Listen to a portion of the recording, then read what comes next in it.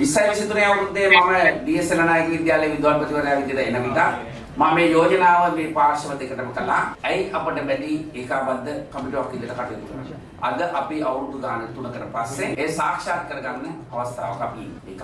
දෙවැන්න විදියට පහුගිය කාලවකවානුවේ කිවිච්ච තරග 19 ඉතාම නිවැරදි තොරතුරු අපි දෙපාර්ශ්වයක නිවැරදි කරගෙන ඒ ජයග්‍රහණ සියල්ල දින තරගය සහ දෙදින හෝ තුන් දින තරගවල ජයග්‍රහණ සියල්ල ඒකාබද්ධ කරපු සමරු කලාපයක් නිකුත් කරමින් ඒ ජයග්‍රහණ සියල්ලේ සාරාංශයක් සමග සමරු කලාපයක් අපි මේ මාසයේ දෙදින තරග අවස්ථාවේදී ජනගත කරනවා සමස්ත මාධ්‍යවේදී හිතවතුන් ප්‍රජාවට. මේ මාස 8 9 10 දෙදින තරගයක්ද මේ 17 වෙනිදා දින තරගයේද මේ 22 වෙනිදා T20 තරගයේද පාර 20 වෙනි රන්මා සටනට සටනේ තරගයේද පැවැත්වීමට තිබෙනවා.